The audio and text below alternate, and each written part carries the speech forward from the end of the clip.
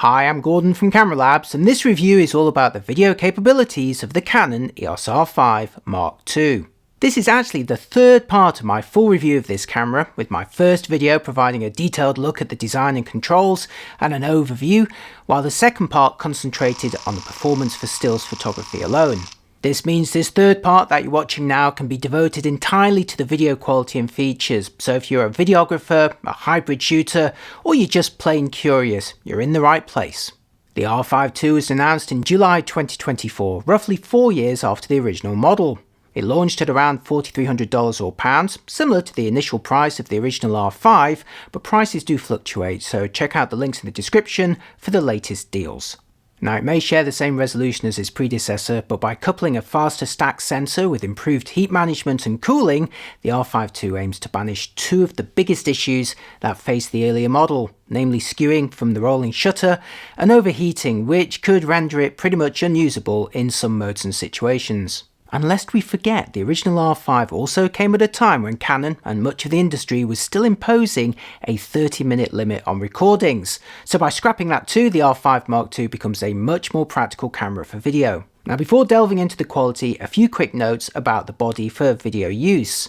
First, the old power switch on the top left now lets you quickly set the camera between photo and video. I reckon that's much better than messing around with the mode button. In a nice upgrade, the R5 II also now sports a waveform monitor, available in overall brightness or separate RGB graphs. Very handy, although strangely unavailable on the flagship R1. Unlike some rivals though, there's no option to switch shutter speeds to shutter angles, and there's no support for frame I/O services directly from the camera either, but there is the chance to upload movie files to Canon's own image.canon services. Open the flaps on the side and you'll find the universally despised micro HDMI port of the original model has thankfully been swapped for a much more robust full-size port, a necessary but still very welcome upgrade. Meanwhile, the USB-C port can be used to power the camera for long recordings or allow it to act as a webcam, but sadly it still can't support external SSDs for access to large, fast and affordable storage. To be fair, neither can Sony Alpha bodies, so this remains a useful feature that Panasonic and occasionally Fujifilm enjoy with minimal competition. Then there's the battery, with Canon supplying the R5 II with a new LP-E6P pack that's necessary to support the full feature set. Frustratingly, there's a raft of restrictions involving older packs, even official ones from Canon. For example, while the previous LP-E6NH pack is physically compatible, you'll be locked out of filming 8K and 4K fine, as well as any 1080 or standard 4K frame rates above 30p. Now that's a pretty severe restriction, and bizarrely it also transpired that 24p and all-I were also disabled with the original firmware release when using this older E6NH battery. In response to justified complaints, Canon has promised a firmware update to allow 24p with the E6NH, which in turn implies its original restriction was more about selling a new battery rather than a technical power limitation. Suffice it to say, if Canon's own official batteries can cause issues, beware of using third-party packs. Now, I've personally not tried any on the R5 II, but I have seen some reports claiming that some will not work at all. Now, to be fair, these third-party packs were replacements for the older E6NH pack rather than the latest E6P spec, so it remains to be seen if third parties can successfully offer a fully working solution for the R5 Mark II.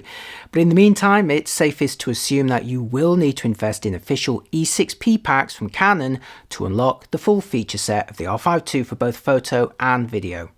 Okay, now let's take a look at the video quality, with the R5 II able to record compressed footage in 1080 from 24 to 240p, 4K from 24 to 120p, and 8K from 24 to 30p. All of these support autofocus and sound. Oversampled 4K fine and new 1080 fine modes are also available, albeit at reduced frame rates up to 30 and 60p respectively. Depending on the selected encoding, you can capture either 16:9 or wider DCI shapes, as well as up to 10-bit 422. But sadly, there's still no open gate options which use the full height of the 3x2 shaped sensor. Switch the R5 II into RAW and it'll record DCI shaped video internally in 8K from 24 to 30p. If you select RAW Lite, the 8K becomes available up to 60p, double that of the original R5, while an optional SRAW mode records in a more manageable 4K from 24 to 60p. Now, I've not yet tested the 4K S-RAW quality, but I do believe that it is line skipped at 60p rather than oversampled from 8K. Sad face. With bit rates up to 2600 megabits per second, all internal RAW recording on the R5 II will require a CF Express memory card. Internal RAW is encoded in Canon's own CRM format, while external ProRes RAW is available through the HDMI port to compatible recorders in 8K or 4K. Like other RAW video, it won't have lens profiles applied, so prepare for an uncorrected scene to deal with. Right, now it's time to have a look at some actual footage that I filmed with the R5 Mark II fitted with the RF 35mm 1.4L VCM lens, starting with 1080 at 25p in the DCI shape. Now, all video on the R5 II starts in this 17:9 DCI shape, which uses the full sensor width without any cropping horizontally. You can see DCI is a little bit wider than my 16:9 project here, with thin bars above and below. I'll now switch to 1080 25p in 16:9, where you can see the R5 II simply slices off a little from the left and right sides to deliver a slightly narrower shape, so there's no scaling going on, nor any change in resolve detail, but it does mean that all 16:9 footage involves a tiny crop of about 1.06 times versus DCI or full frame photos. Now, this is barely visible and to all intents and purposes can be described as being uncropped, but it does explain why when switching between still photos and 16:9 movies, you're going to notice a fractional change in the coverage. Okay, so back to 1080 25p, this time filling my project frame in 16:9, before switching to 1080 50p, then 1080 100p, and finally 1080 200p. I'm going to take a closer look in just a moment, but you should have noticed no difference in quality between these 1080 modes. Now back to 1080 at 25p, before switching to the new 1080 Fine mode, which like 4K Fine employs oversampling to deliver fine detail that's certainly visible here.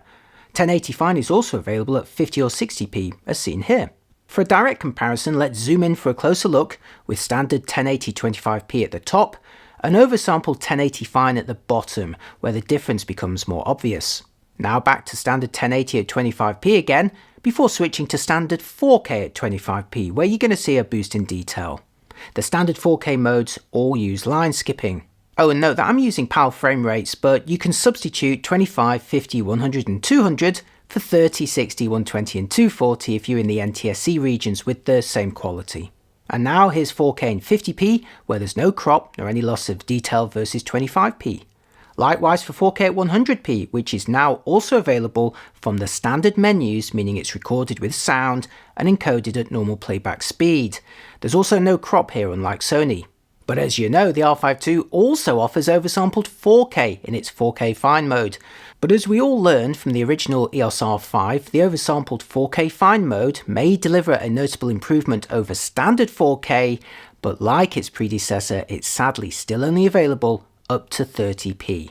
Indeed, the absence of an oversampled 4K 60 mode is arguably the biggest disappointment on the R5 II for video, and a reason that you may look elsewhere. And as noted earlier, I don't believe that 4K 60 S-RAW is oversampled either, so don't go thinking that that's the solution. Now, one workaround to achieve oversampled 4K 60 is to record in 8K RAW, now available up to 60p, and downconvert that yourself to 4K, but that's far from an efficient or simple workflow. Indeed, if oversampled 4K 60 is important to you from a Canon camera, the cheaper R6 II or even the R8 are going to be your best options. Let's now switch back to standard 4K at 25p, viewed full screen here, before having another quick look at the oversampled 4K Fine again at 25p. And now onto 8K at 25p, which is going to look pretty much the same on my 4K timeline here. But of course the benefit to filming in 8K is the ability to zoom in by up to 2 times without any loss of detail in a 4K project. This gives you greater flexibility in post, although I still wish that Canon would offer an open gate option that records the full sensor height. Note that compressed 8K video is only available up to 30p, hence the limitation for oversampled 4K Fine up to 30p. It is frustrating though when the R5 II now supports 8K 60p in RAW. For a more formal comparison of resolving power, I filmed my standard resolution chart with the R5 Mark II, starting here in 1080 at 25p, and let's zoom in for a closer look at the quality. As I switch to 50p, then to 100p, and finally to 200p, you can confirm that all of these standard 1080 modes share essentially the same resolving power. But now let's return to 1080 at 25p and compare it to the new 1080 fine mode, also at 25p, and you can easily see how much better this oversampled mode is. In fact, let's switch the standard 1080 for standard 4K, where you can see the oversampled 1080 fine mode is actually very close in resolve detail. Next, let's briefly view standard 4K at 50p, and finally at 100p to prove that they're also looking similar, before returning to standard 4K at 25p in order to compare it to 4K fine, which again delivers greater resolve detail thanks to oversampling from 8K. So for the best quality, you're going to want to film in 4K fine, but once again the major limitation to doing this is a maximum frame rate of 30p. Although, as I'll show you in a moment, at least the recording times are much improved over the original R5. And finally, here's some 8K footage, which is clearly showing the greatest resolve detail, especially noticeable when zooming in on subjects like this chart. At this point, many reviews compliment Canon on the oversampled video modes, lament the lack of 4K 60 fine, and then move on, but I think it's important to make some direct comparisons against the competition, especially when some make assumptions on the overall quality. Now, I tested the Sony A1 Mark II at the same time as the R5 Mark II, and while Sony doesn't pitch their flagship camera as a direct rival to the Canon, I'd argue they're actually the closest options from each company in terms of resolution, feature set, and even physical design. So let's start with a 1080 comparison with the R5 II in its standard modes on the left and the A1 II on the right. I'd say the Sony on the right has the edge here, with less moire when viewed one-to-one on a native display, although your mileage may vary depending on how you're viewing this video. Also note, the A1 II loses some quality at 1080 200p. But now let's return to 1080 25p and switch the R5 II sample on the left for the new oversampled 1080 fine mode, which delivers an improvement here and at 50p. Note, there's no alternative mode for the A1 II. Okay, now let's have a look at standard 4K from each camera, starting at 25p and gradually increasing to 50p and finally 100p. Here you can see the Sony again out-resolving the Canon in its standard 4K mode, although note that 4K 100 or 120 on the Sony does incur a small crop of about 10%.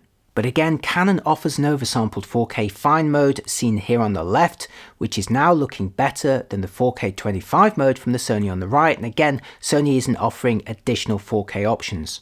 Sure, you may only enjoy this benefit on the Canon in 4K up to 30p, beyond which the Sony is going to deliver slightly better results, but from these tests it's clear that the R5 II's oversampled fine modes do allow it to capture sharper video than the A1 II when filming 4K up to 30p, or 1080 up to 60p. And finally, here's the 8K modes on each camera, showing similar degrees of detail. But again, the problem with 4K fine on the original R5 wasn't just a maximum frame rate of 30p, but much quicker overheating. On the R5 II, the top frame rate in 4K fine sadly remains 30p, but can it now at least film for longer than before? As mentioned earlier, the R5 II thankfully drops the 30-minute clip restriction of its predecessor, and in theory can record up to 6 hours in some modes, but there are of course limitations, generally around power consumption and of course overheating. When you select the more demanding video formats on the R5 II, you'll see a warning that the maximum recording time will be displayed in yellow and may be subject to overheating.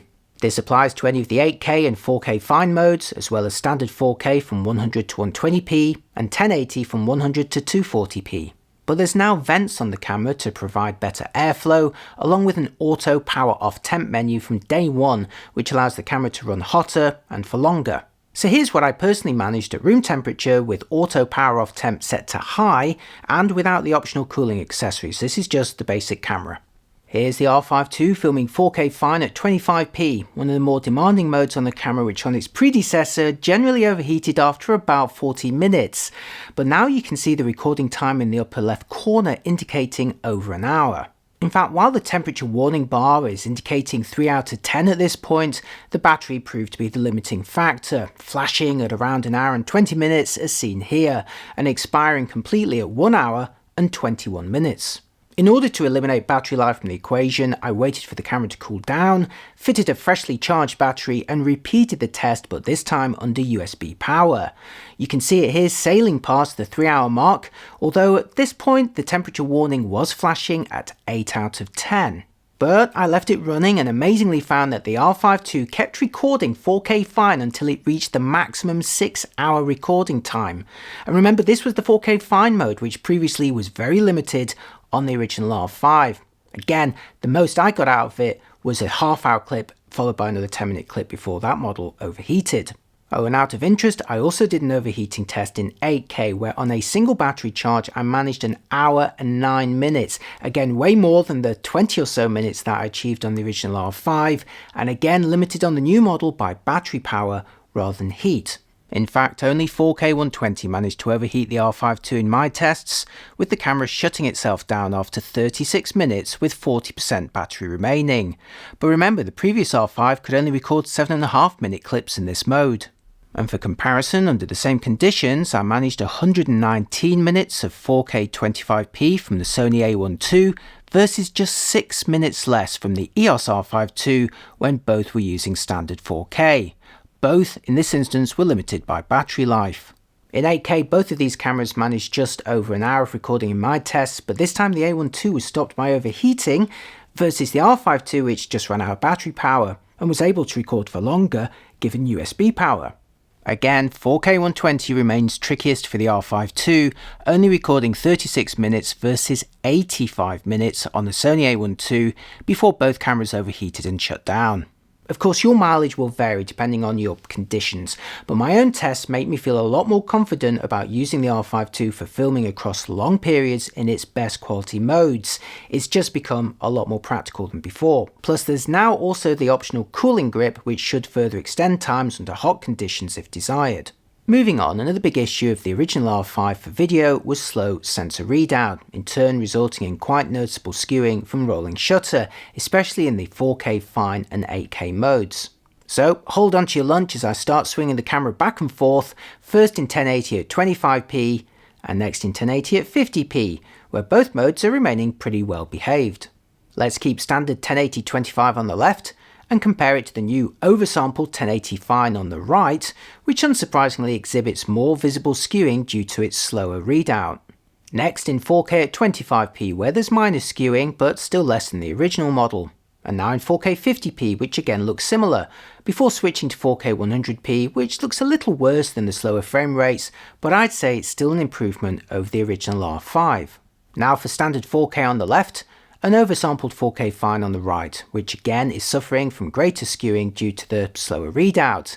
But the ability to choose either line skipped or oversampled modes does let you prioritize either reduced skewing or resolving power. And finally for 8K, which unsurprisingly looks similar to 4K fine as it's having to read the whole sensor.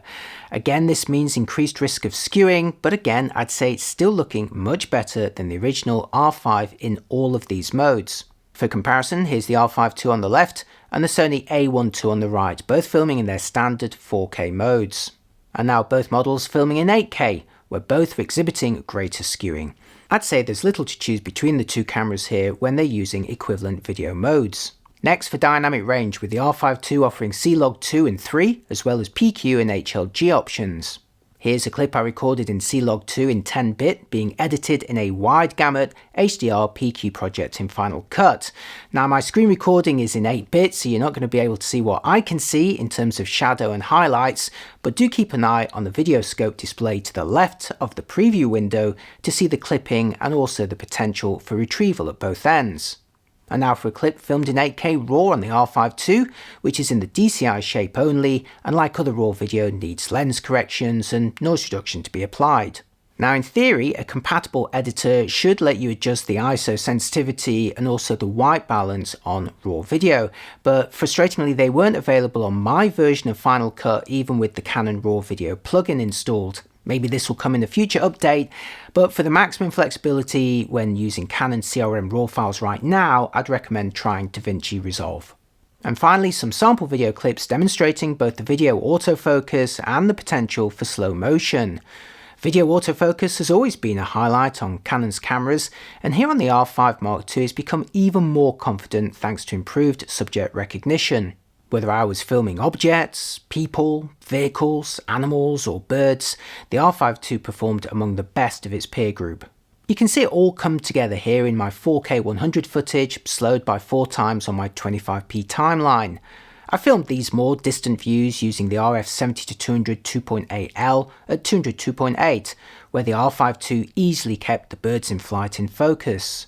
These were also handheld, using the lens optical IS and body IBIS to keep the view steady. Speaking of which, digital IS is available in all movie modes including 8K, 4K 120 and 1080-240, all with the usual crop to accommodate breathing space for compensation. Meanwhile, the enhanced mode can offer even greater stabilisation in return for a tighter crop. I was pleased to note that digital IS is available in 8K, but since the sensor doesn't have sufficient pixels to natively record this with a crop, I'm assuming that some degree of interpolation is being applied. And with that said, I've finally shown you all of my video tests, and it's time for my verdict for videographers and hybrid shooters. The Canon EOS R5 Mark II represents a substantial improvement in practicality and usability over its predecessor for video. Sure, the actual resolution in most modes hasn't improved, but the combination of much longer recording times and reduced rolling shutter makes the R5 Mark II much more desirable. Now, your mileage will almost certainly vary, but in my tests at UK room temperature, the R5 II didn't overheat even when filming 4K fine or 8K, and the maximum recording times were mostly limited by battery life. When connected to an external USB power supply, I could keep recording for long periods, even in the most demanding modes, and that includes up to 6 hours of 4K fine. Plus there's the optional cooling grip for hotter conditions. Meanwhile, the stacked sensor has greatly reduced the skewing effect of rolling shutter across all modes, bringing it roughly in line with models like the Sony A1 II. Then there's the improvements to what was already one of the best autofocus systems, along with the new 1080 fine mode that delivered some of the most detailed Full HD video that I've seen.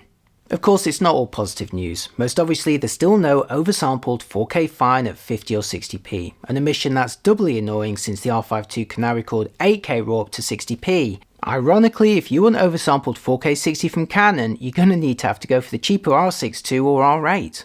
I'm also frustrated that Canon continues to neglect OpenGate formats on their hybrid cameras, not to mention support for external SSD drives. Now, to be fair, neither does Sony, but it does illustrate how Panasonic and even Fujifilm have taken the lead on certain video features. But overall, I found the R5 II to be a very powerful and practical camera for video. The original model gave us the promise of 8K video and 4K 120, but proved almost unusable in some situations due to overheating and rolling shutter. Now the R5 II successfully banishes these demons to become one of the best all-rounders for the money, not only matching Sony's flagship A1 II in multiple respects, but beating it in others, while also coming in considerably cheaper. Now, it may be fashionable to knock or bash Canon, but I genuinely feel that the R5 II isn't getting the credit that it deserves. I can highly recommend it whether you're a photographer, videographer, or hybrid shooter. And that's the end of another rather long video, so bonus points if you made it all the way through. This review, along with my other report dedicated to photographers, represents several weeks of work, so if you'd like to see more of these deep dives, please do give them a like and consider giving my channel a follow. It really does help. And if you're shopping for this or any other product, do check out my links below for the latest pricing. As always, let me know what you think in the comments. Thanks for watching, and I'll see you next time. Bye bye.